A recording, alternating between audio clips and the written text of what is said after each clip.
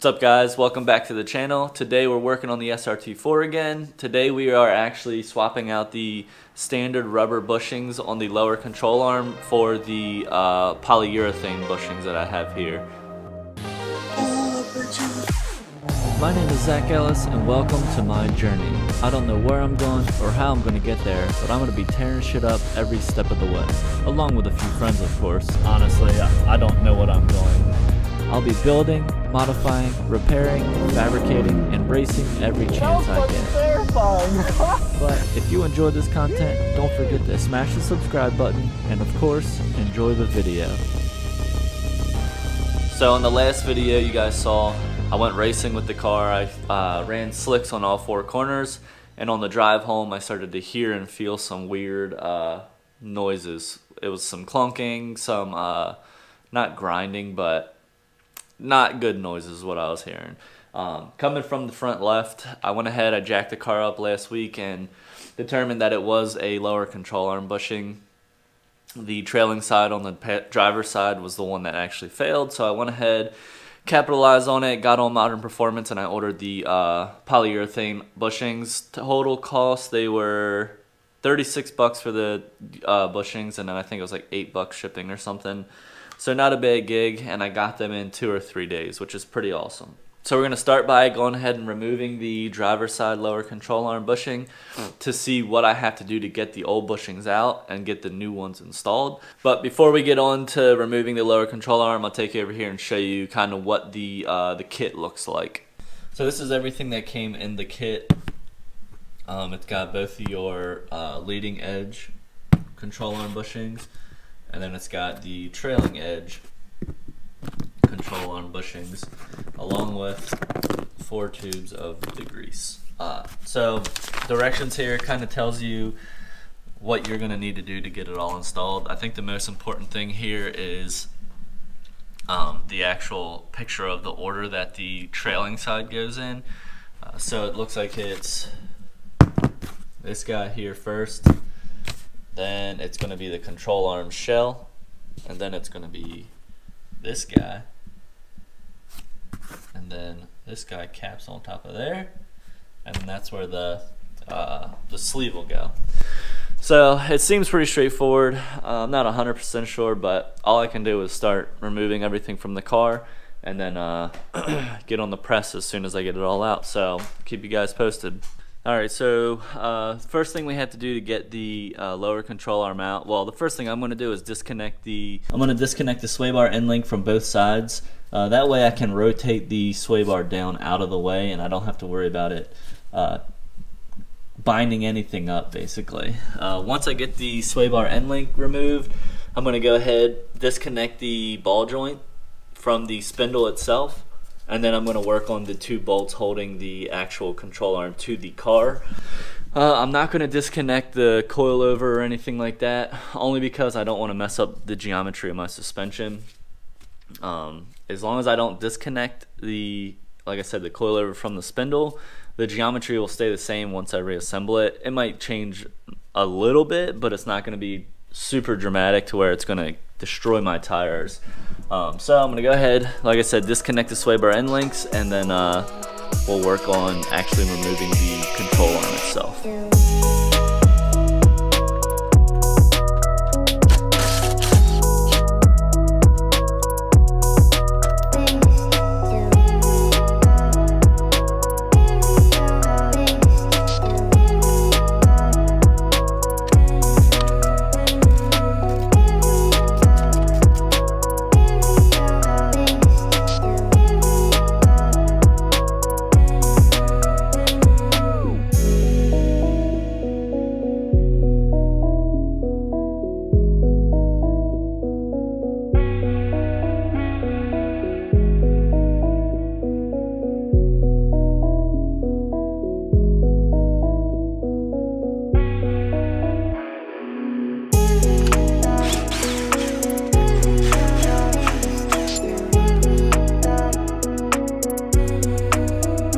Alright guys, we got the lower control arm out. I started inspecting it, especially the rear bushing on it, to see if it had in fact failed or to see what was causing the clunking sound that I was getting. But I realize now that I have it removed that this is a Moog problem solver lower control arm. Basically what that means is instead of having the little metal dowel with the rubber holding it to the control arm, instead this is sort of like a ball joint. So this here has it's like a double-sided ball joint essentially. If you can see, let me see if I can get this thing to stop moving. I can wiggle that little dowel in there, but if I try to move top and bottom back and forth, it is completely stationary. There's absolutely no slop in this. And I removed it and I thought, well, fuck it, I'll still try and install the poly bushings into this portion. But the thing is with this is it's a contained unit. You press the whole entire cartridge out and press an entire new one in. Versus here I have an old control arm. It's a metal sleeve that's held in here by rubber with an outer sleeve. So you can see I already cut the rubber out of this one. What you need to do to install those bushings is press the center pin out. I lit it on fire, which I'll show you here.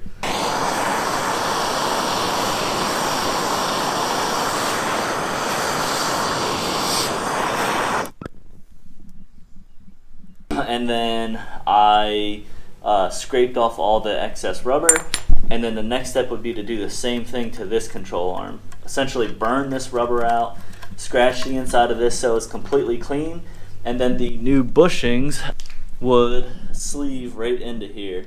Well, this is on the bottom side.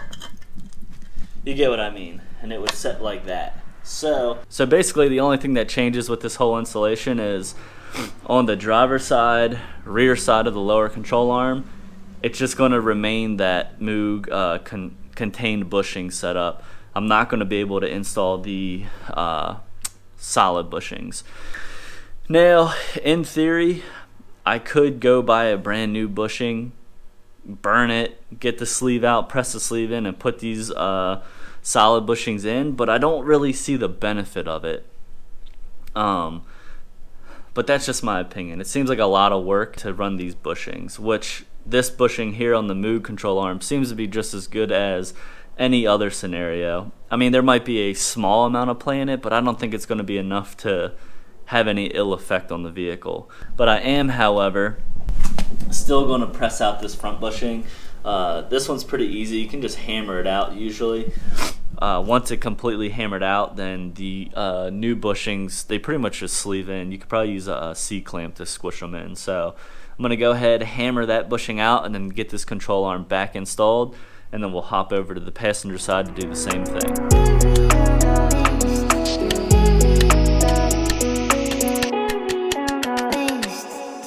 So, old bushing, new bushing. The new bushing is a 2-piece, or 3-piece technically. So you slide this in one side, sleeve it in, and then put the other side in, and that'll be a new bushing. One thing to note with these bushings is they come with this grease. Basically this is just, it's like marine grease. Something that's gonna be, you want the stickiest grease you can possibly get to put on these, and that's gonna keep them from making noise in the future.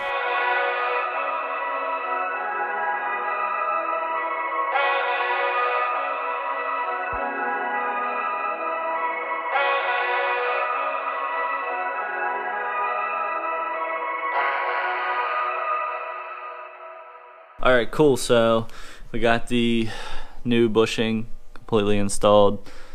She's looking good, a little sticky. That grease basically, it's like glue essentially. It's designed to prevent squeaking, and it's extremely sticky so that water will not wash it out of there. I have heard in the past that people are like, oh, after 2 months of driving, my bushing started squeaking again. I've installed bushings like this before. Typically, as long as you go hard as fuck with that grease, the bushing won't have any issue.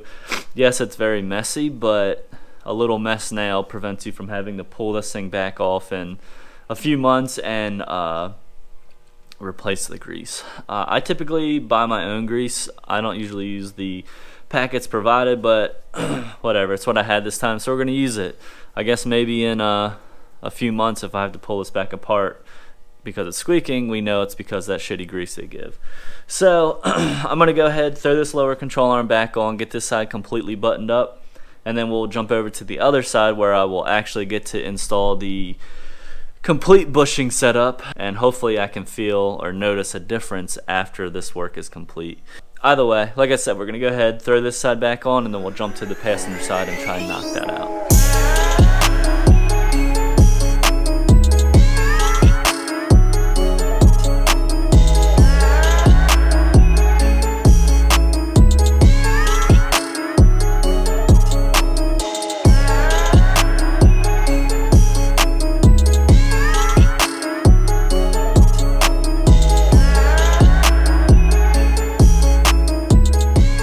So I went ahead off camera, I removed the passenger side control arm, which here it is. So you can see this one has the factory style bushing in the back here, where it's just a metal sleeve encapsulated in rubber, and then also inside of a sleeve which is pressed into the control arm. So the black portion you see is the control arm. The rusty surface metal there is the outside, I guess, bushing of the rubber. So I am going to press the center sleeve out first, and then I'm going to burn it to get the rubber off, just like I did with this one. And then I'm going to burn the control arm to get the rubber out of the sleeve itself. And then at that point I can push in the new bushing in the backside, and then I'll hammer out this front side bushing and push the new one in there. And then looking at my ball joint, actually it's pretty good. The ball joint's still good. She's stiff, which is good.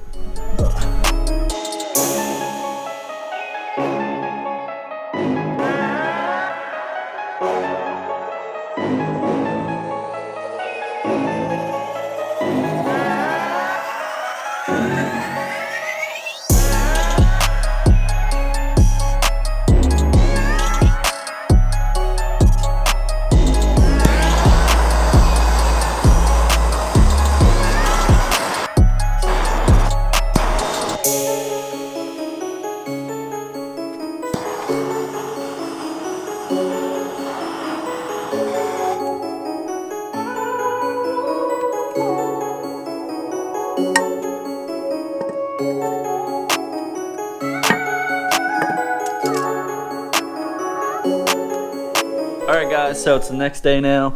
We're back out here in the garage. We're going to try and finish up this control arm setup. Yesterday, as you saw last clip, I finished burning off all of the rubber off of the rear control arm. I think you can see that kind of. Basically, the next step now, I got as much of the large portions of rubber out of this thing as possible. I'm going to go ahead now, take some sandpaper, clean up all the nasty leftover residual rubber that's on here, as well as the rubber that's on the inside of the control arm. Once I get all that cleaned up, I can hammer out the forward portion, the forward bushing on the lower control arm, and that will give us basically a control arm that's completely clean of all rubber, minus the ball joint. Once we get this all sanded up, the front bushings pushed out, we can squeeze in the two new bushings, and then we can reinstall the control arm.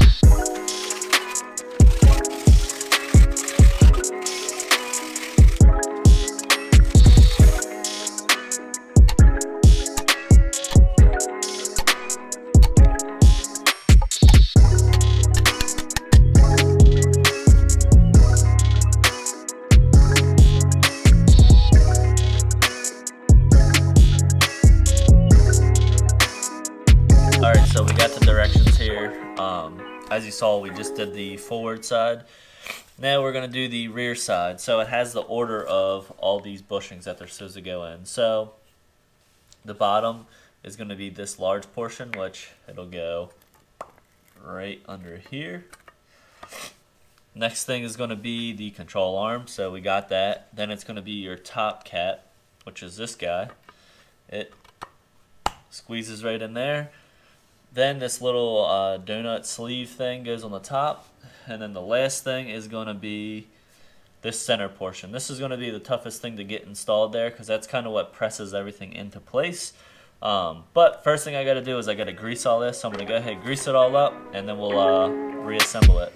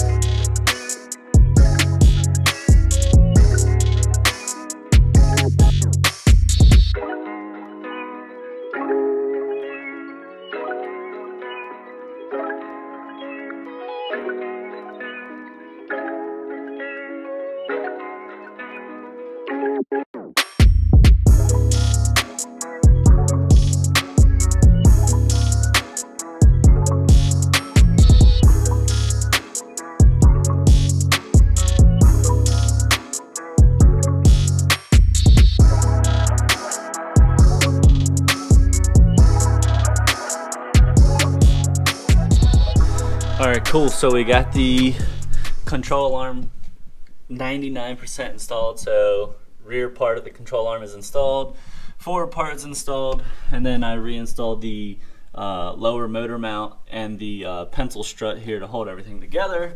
The only thing I haven't reinstalled is the ball joint, as you see it down here. Maybe, might be a bad shadow. The reason I haven't installed the ball joint yet is because while I was trying to move this all around, I ended up tearing the axle boot. So I'm going to go ahead, pull the whole brake assembly apart, and then I'm going to remove the axle and install a new axle. Only reason for this is the boot's torn, it's going to throw grease everywhere, and then it's going to be a mess, and it's going to lead to my axle breaking. Regardless, the axle is going to break. It's just a waiting game at this point since the boot's torn. So I'm going to get ahead of it, go ahead, replace the axle now, and we'll get this thing completely buttoned up and go for a quick test drive. Alright, so I just realized how much of a dummy I am. And this could have really screwed me all season had I don't know what I was thinking the last time I changed this axle, but this is the axle I just pulled out. You know, it tore the boot here. So little blowout. I can replace this boot, but since I have the lifetime warranty on these axles from AutoZone, I just went ahead and grabbed the new axle out of my little storage area, which is here. So I want to go ahead and pull this axle out, and I have the axle in there that I broke last time. Last season I broke this. I swapped it with the new one, which is the one that I just broke today. And I guess I never warranted the OG one. So that leaves me with 2 broken axles. So what I did was I called AutoZone down the street. There's one like 15 minutes from here. They luckily had one in stock. So now I have to go swap this axle out with the new one, then return and put the new one in.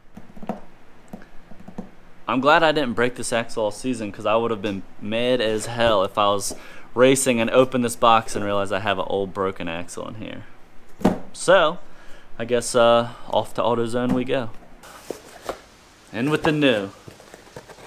That was extremely inconvenient, but it's alright. Boom. Let's get her installed and take this thing on a test rip.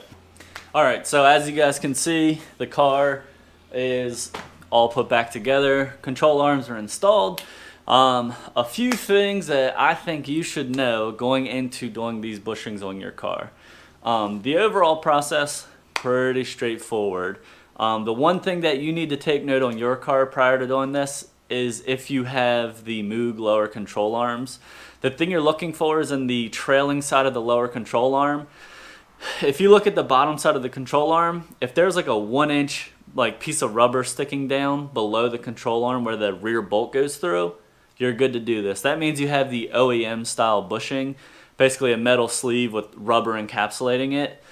If you have the Moog, what's it called? The end all be all one. The Moog that's gonna last forever style, it's like a ball joint style in the back. You cannot install these with that style control arm.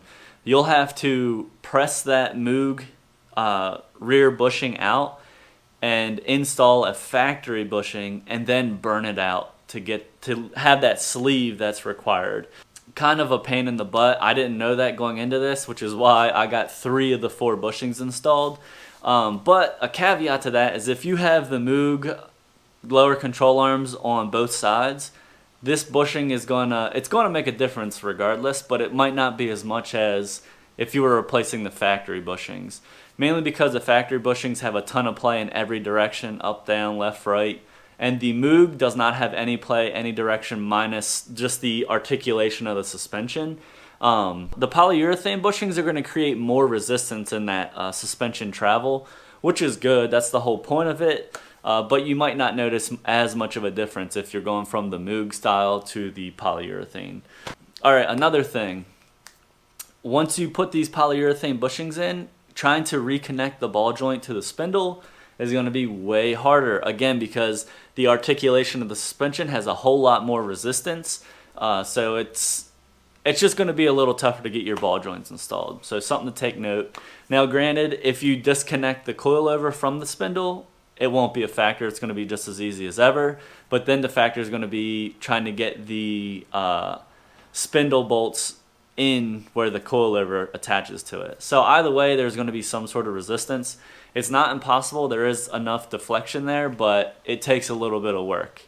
And the other thing that I noticed doing this is I don't think you really need a press to do this job. Unless you're pressing out the Moog rear or trailing bushing to press in a factory one, the press isn't really needed. If you just have factory lower control arms with them shitty rubber rear bushings, you're fine. You don't need a press technically. As long as you have some sort of fire device or a sawzall to cut that center portion out, you should be fine to knock this out. I got the car up on the lift still. I'm about to lower it down and we're going to go for a quick test spin.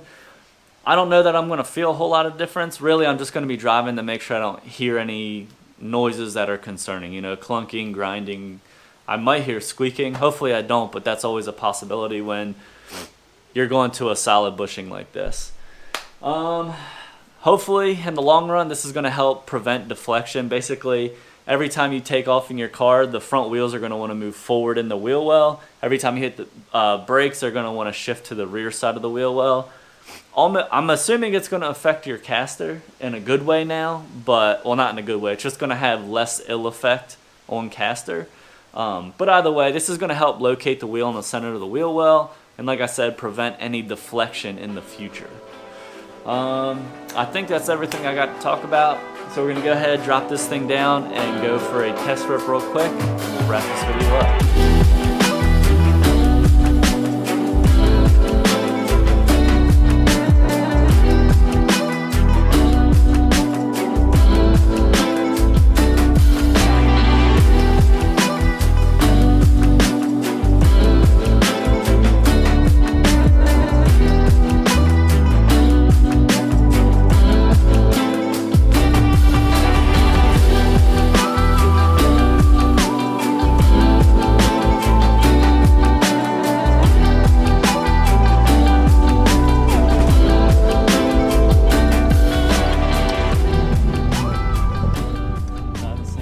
See if I can hear any kind of clunking.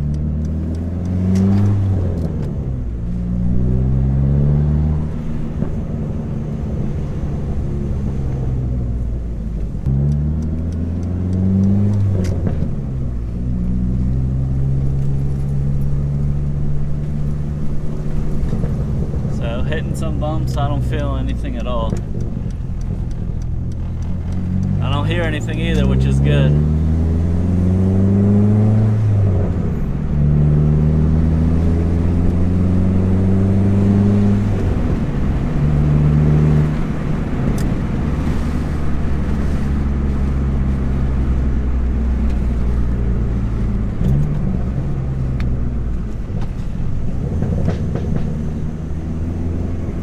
Should borrow my sunglasses.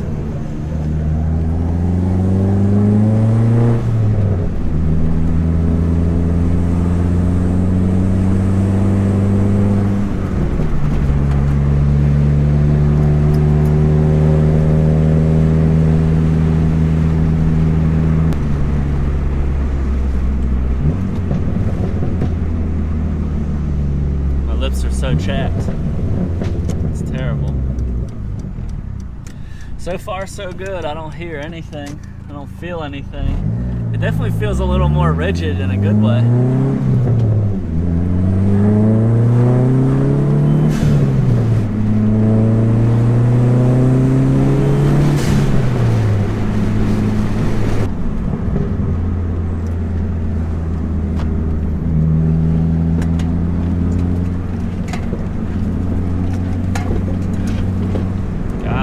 This thing is gripped up. I don't hear anything. No clunking, no squealing, no grinding. Everything sounds good.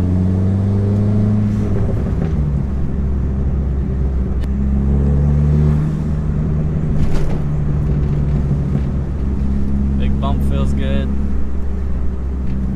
My steering is fine. My steering wheel, it actually might be cocked to the right a little bit. I can't tell though. Whatever. I'm not too concerned about that.